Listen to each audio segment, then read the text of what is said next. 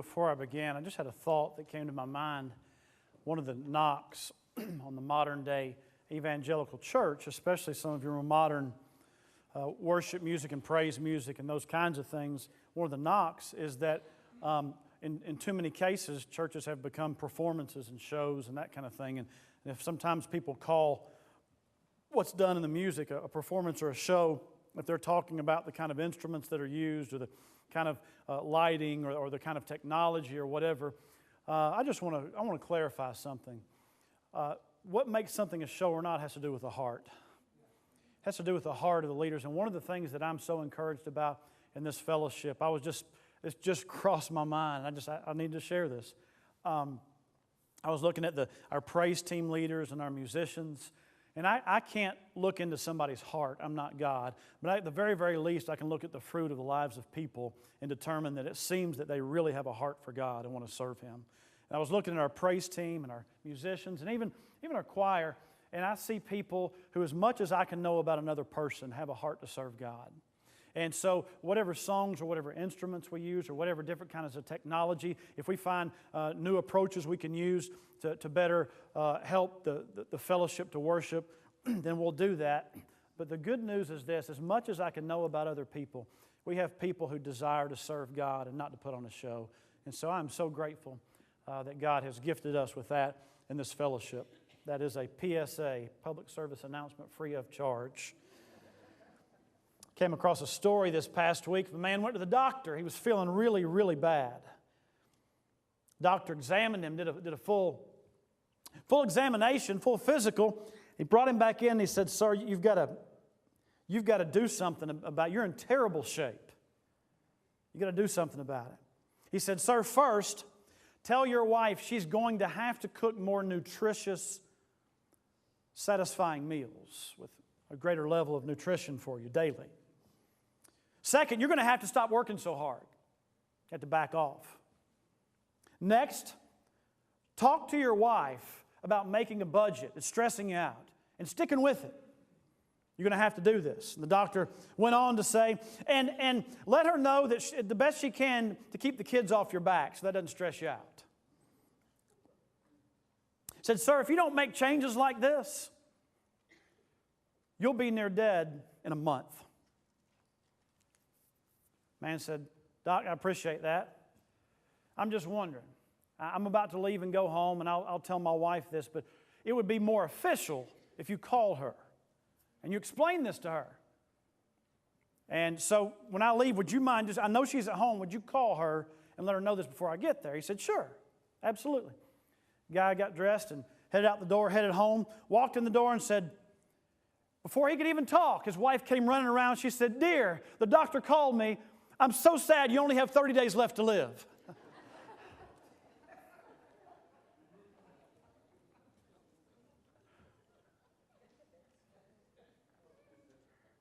Sometimes change is hard, isn't it? Change requires a lot more than just a change in activity in most cases. Change requires a change of heart and mind and routine, which that lady was not willing to do, right? Change requires a spiritual and emotional change in what we choose, and then results in a physical change in what we do. I have some good news for you this morning. Your past does not necessarily need to dictate or determine your future. Your past, even your past walking with Christ, maybe it's been a little bumpy. It does not have to necessarily determine your future. Your past without Christ does not have to control your future. This morning I want to take a look at a story that when you're reading it, part of it would seem transitional. And part of it is a story that's fairly well known. And in this story, we're going to look at some steps and some missteps. Actually, some steps and missteps of some men living for a new future. So if you have your Bibles with you, go ahead and turn to the book of Genesis chapter 28. Genesis chapter 28. living a new future.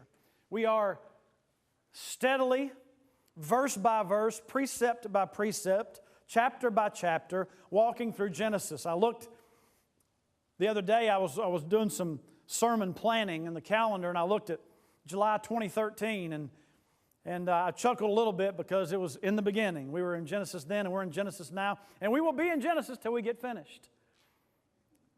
And so here we are, verse by verse, picking up again in Genesis chapter 28, and we are in the midst of the story of the patriarch Jacob.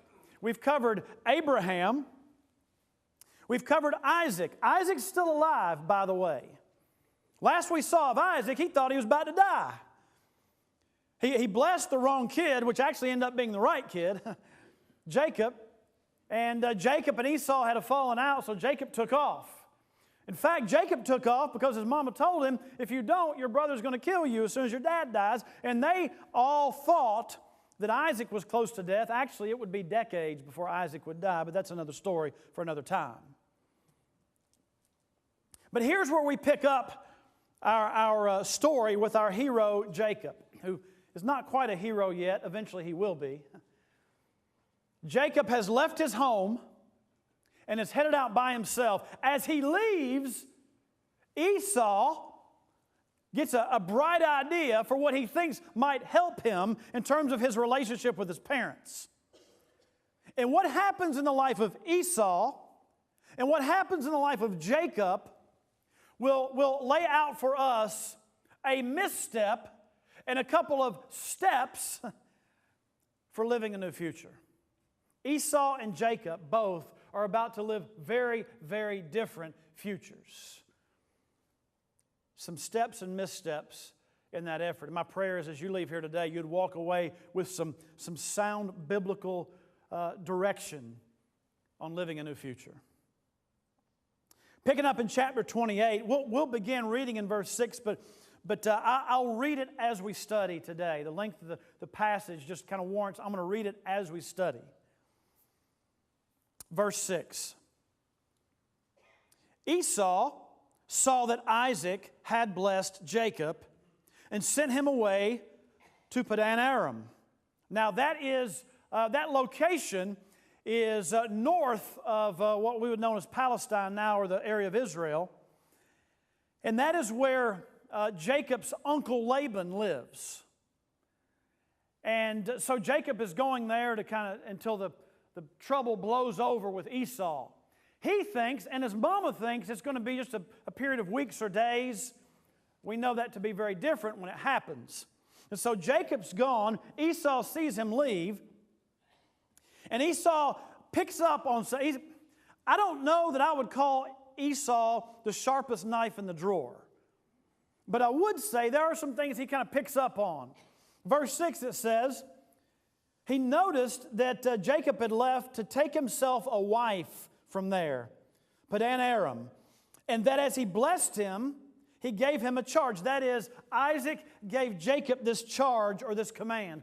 Esau had picked up on the command, the charge Isaac ultimately gave Jacob. By the way, it is as if Isaac finally capitulates and realizes it's Jacob that has the blessing. It's Jacob that's the family leader. It's Jacob that will continue the lineage. It's Jacob that will take charge. And so Isaac, after attempting to bless Esau, after playing favorites with Esau for decades, after being told, while Jacob and Esau were still in the womb, after being told that God told Isaac that Jacob would be the leader. After all that happening, Isaac still for years, his favorite was Esau. He attempted to bless Esau. All that got foiled, and it's as if Isaac finally capitulates and says, okay, fine, is Jacob.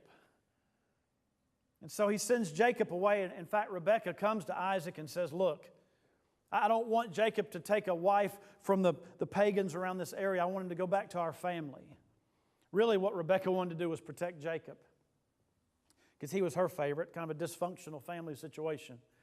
You think you've got a dysfunctional family. This can take the cake right here. And so Jacob leaves.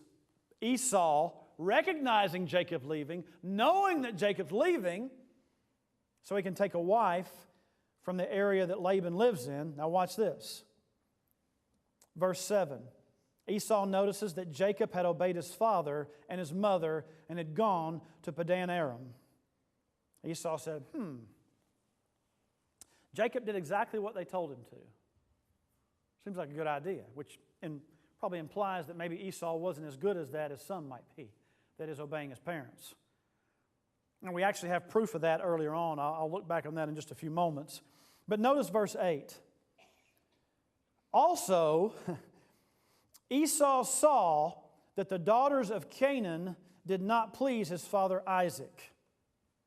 Now, for those who have been following this, hopefully you get the irony in that statement. It's like, eureka!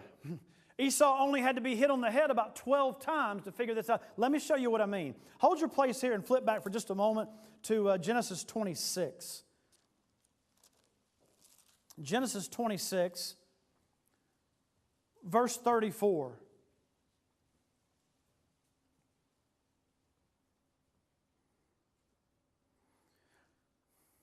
Genesis 26, verse 34. When Esau was 40 years old, he took as wives Judith, the daughter of Beeri, the Hittite, and Basmath, the daughter of Elon, the Hittite.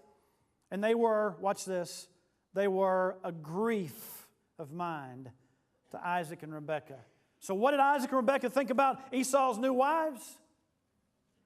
It grieved them. It broke their hearts. So now, a chapter and a half later, decades later, Esau goes, I'm thinking maybe my mom and dad don't want me to take wives from here. Esau finally figures it out. Esau didn't seem to have a real good sense of what other people desired or wanted, or even his parents. He seemed to have mostly a sense of what he wanted. And so verse 9. So look at what he does. It's as if, listen, it's as if the light has come on for Esau, right? Not so fast, my friends. Look at verse 9. So Esau went to Ishmael, took Mahalath, the daughter of Ishmael, Abraham's son, the sister of Nebahath, to be his wife in addition to the wives he had. Here's the problem. Ishmael was not the lineage Isaac and Rebekah desired their sons to take wives from. So Esau figures out, okay, I don't want to take wives from Canaan, but he still doesn't figure out that the line of Isaac is the line from which to take wives. So he goes to Ishmael. It's once again, it's like someone who halfway wakes up to Christ and decides they need to get their lives right, but they start trying to get their lives right the same way they always did. It's like a half revelation, if you will. Which I'm not even sure what that is. I don't think that's a revelation. That's a half-elation or something. I don't know. Now watch this. Here's a misstep in living a new future. You ready? A misstep in living a new future is to simply proceed with a defective plan. To proceed with a defective plan. That's Esau. Oh, wait. My mom and dad don't want me to take wives from this area. And so I'll go take a wife from another area. The problem is he still didn't take a wife from the lineage that his parents desired. And so he continues on with a new future, except he just keeps using the same old defective behavior of the past, which also gives you a defective future. When Christ calls someone to himself, he calls them to give all of themselves to him. And at the point of conversion, what happens is not a change, it is a transformation. It's not a better life, it's a new life. And so what happens from that point where a person is converted, he or she walks into a new future with brand new motives, with a brand new desire, with a brand new love, with brand new yearnings. Listen, when I was born again, the day I was born again, it's not that I all of a sudden had all my behavior right, but I'll tell you what did change. My want to change, my desires changed. And so my plan for the future was very different than my plan for the past had been. But if that day where I claimed I was saved, if I simply entered into the future with the same old defective motives of the past, all I would have done was enter into a brand new defective future. So you want to live a new future? Let me suggest to you that you don't keep using the same old defective plan of the past. Nothing worse than making a series of self-focused decisions, just simply leaving God out. And that's what Esau does. Making a new future with the same old mindset. Making a new future with the same old motives. I'll tell you, we're about to see in here in just a moment, Jacob changes for a new future in a radically different way than his brother Esau. But Esau was attempting a new life with the same old motives. And the result? What happens if you keep doing the same thing over and over again and expect a new result? You keep getting the same thing. If you keep doing the same thing, you're going to keep getting the same thing. By a show of hands, all right? Just by a show of hands. Is there anyone here who has a vehicle on your property that's not being used because it simply doesn't run? Anybody have maybe a vehicle? Okay. I'm not trying to embarrass you. I'm just asking. A question. Okay, here's a question.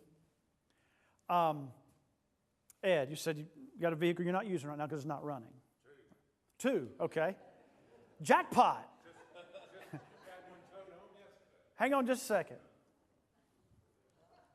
I got a question for you. I'm not trying to embarrass you, okay? Believe it. Betty, I'm really not. I would never embarrass you. Maybe Ed, but not you, okay? All right. Am I on here? Oh, sorry, 5. We got a lot of microphones up here. Okay, here's the question. If I came to you and said, I think you should put a brand new paint job on those vehicles that don't work, would you? No. Why not? Not going to fix the problem. Yeah, that's not going to fix the problem, right? Why would I put a brand new paint job on a vehicle that doesn't run in the first place? All you're doing is making it look new, and it's the same old defective thing. Okay, now watch this. I'm suggesting that's what Esau did. He just put a new paint job on the same old defective thing. I'm suggesting, too, that that's what some, maybe in this fellowship right now, some in this very room have done. You entered into what you called was I'm gonna start brand new.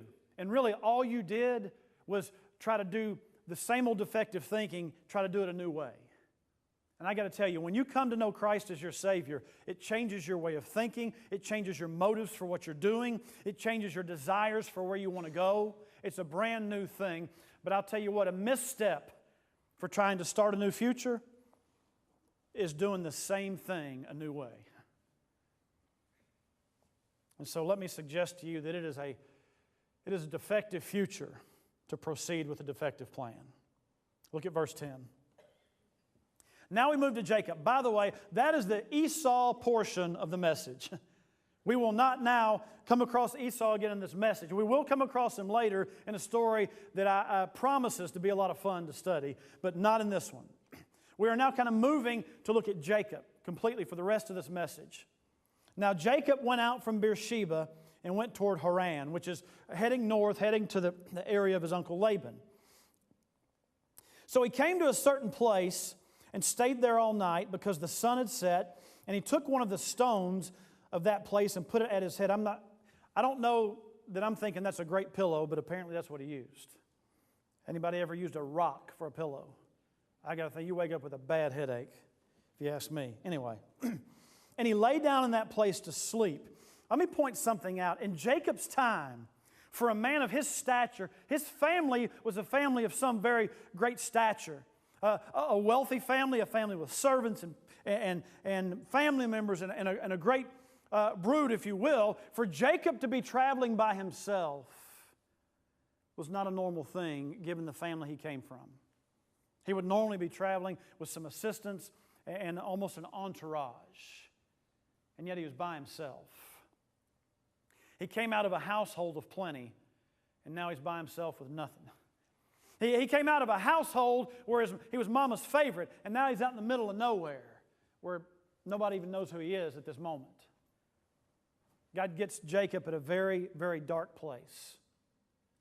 Could I suggest to you that the best place that God may bring you is the worst place of your life. Could I suggest that as God's doing something in your life, He might very well bring you to the worst experience of your life just before He brings you to the best. Could I suggest that some of us have to get to the worst place to get to the best? And I'm suggesting that's what's happening with Jacob. He's alone. He's out in the middle of the woods. He's sleeping on a rock. Now, there's no symbolism for, boy, that's some spiritual thing. I don't care who you are. I don't care if it's 10,000 years ago or 1,000 years in the future. Sleeping on a rock is not a suggestion of prosperity. Out in the middle of nowhere. But he dreamed, verse 12.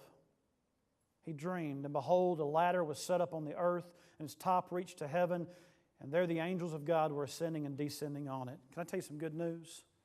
At the darkest place of your life, God is still there. Jacob looks up. It's dark. He's sleeping on a rock. He's by himself. He's away from his home. He really doesn't know what awaits him in Uncle Laban's. And in the place where he thinks he's all by himself, guess who's there? God has a spot. At the worst spot of your life, God has a place. At the darkest day of your life, God has a light there.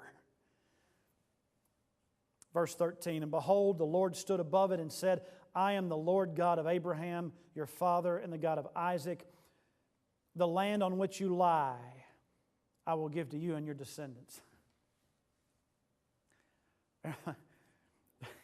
Jacob has nothing sleeping on a rock. The idea that he's going to own all this land he's sleeping on is laughable at best. Right?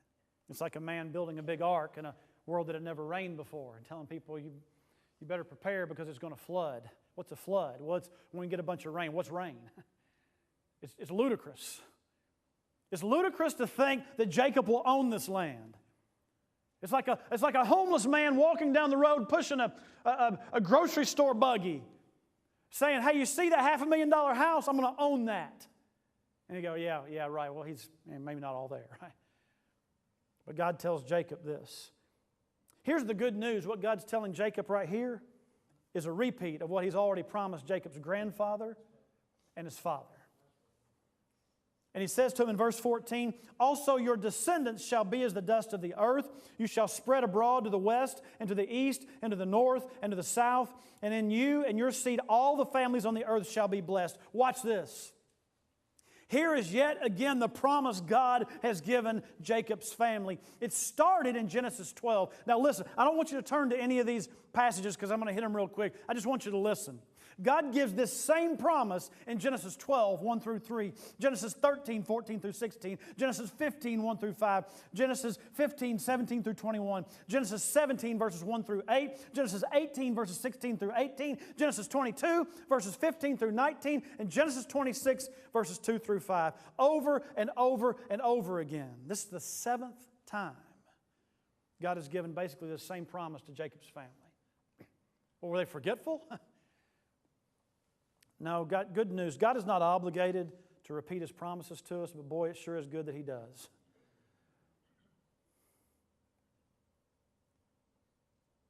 For me, it was 5 years from the time I realized I needed to be saved, from the time I actually gave my life to Christ.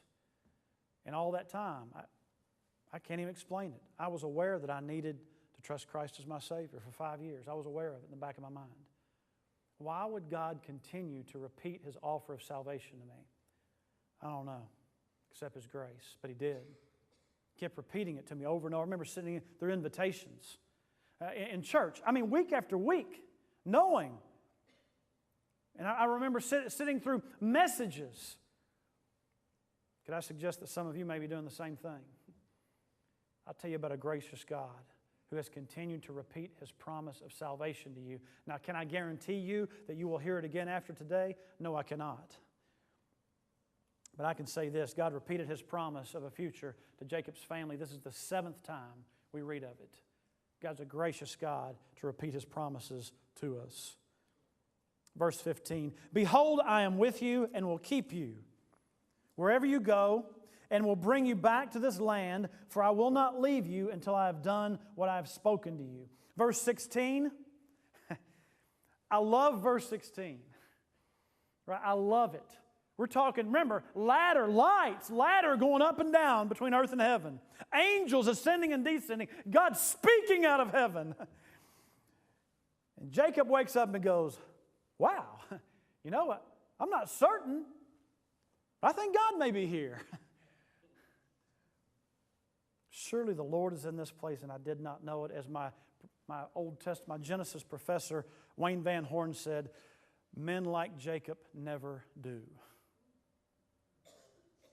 Men like Jacob never do know that God's there. But something happens in Jacob's life right here.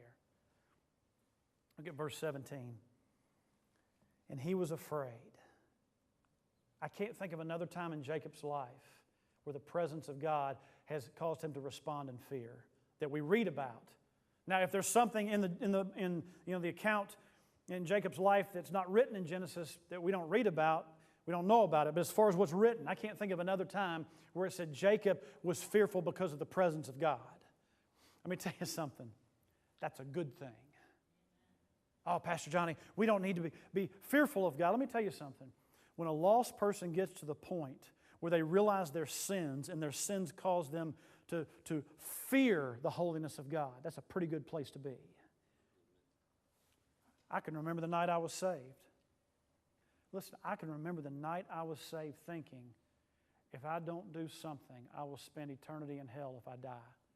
I remember before I was saved, the older I got, the closer I got to that day of my conversion, I remember laying in bed thinking, if something happened to me tonight, I think I'd spend eternity in hell. Now, is that the only thing that got me saved? No, but I guarantee it was a motivating factor. It was a fear of the presence and the power and the grace of God. And then when I trusted Christ, then the grace and the love and the holiness of God flooded into my life. But here's Jacob. In his first response, he was afraid, verse 17. Could I suggest that there may be some of you out there who need to be saved and you're not, and part of the problem is you still don't have a full sense of the fear of God you need to have. I mean, the fearfulness of being without Him forever, the fear of being without Him right now, the fear of leaving this earth without Him and being separated in an eternal hell. There's still an element of fear that's not gripped you. I don't capitalize on fear, but it's the text, folks, is what it says. And so he says he was afraid. And then look at what Jacob says. How awesome is this place? This is none other than the house of God. And this is the gate of heaven. A switch just flicked in Jacob's life. Something just happened in Jacob's life. Let me suggest to you that while a misstep of a new future is proceeding with a defective plan, could I suggest to you that a good step for a new future is to proceed with a drastic change in your life? To proceed with a drastic change in your life. And in this case, watch this. Jacob's life is changed right here. As of yet, we don't see his behavior or his actions. But what we see is a complete change in attitude and a heart. Surely God was in this place, and I didn't know it. At the very least, Jacob recognized that he wasn't hearing from the Lord. At the very least, Jacob acknowledged, you know what? God was here, and I didn't even know it. One of the best places a lost person could get to is to say, you know what? I really don't know God.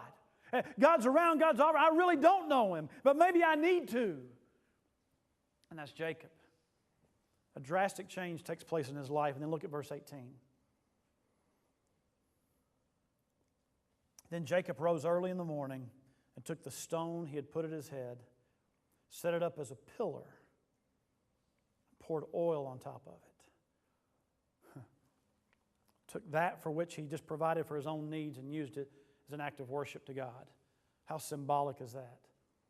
He took that which was just providing for his basic needs, and now this pillow, which was just a pillow, has now become an altar to a holy God. Just the basic needs and issues of his life. What's more basic than a pillow? Nothing than a pillow. It's just a pillow. You lay your head on it.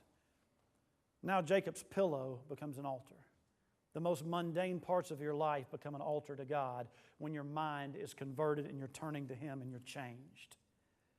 The most basic things, your children, your job, your hobbies, your budget, your money, your speech, your mouths, your bodies, our attitudes, all the mundane details of life, all of a sudden are converted to altars in honor to God. And we see that with Jacob. Verse 19, and he called the name of that place Bethel, literally house of God. Because you know the house of God isn't a building. It's where God is. Verse 20, then Jacob made a vow. All right. Before we read this vow, can I just suggest to you that the moment of your conversion is not also the moment of your perfection, right? Man, I look back at the day I was saved and the years it's been since then, and I look back on all the things God's taught me since then. And sometimes I'm almost embarrassed when I was first saved at the things I still did. That God's shown me, whoa, that's it. It's amazing how God's taken me to a different place and changed me, right? So the moment of your conversion is not necessarily the moment. That's, by the way, why we got to be patient with each other, folks. Got folks coming in and don't know the Lord. Folks that maybe never been in church. Folks that just don't know a thing and they get saved. And we get so put out when they do things that are unchristian. I'm going to tell you, that's our job to teach and to encourage and to disciple and to point them in the right direction and say, no. Look, this is not what needs to be happening in your life, and lovingly. Because watch Jacob, his vow. Watch this. Jacob makes a vow. You go, Jacob, right? Well, watch this.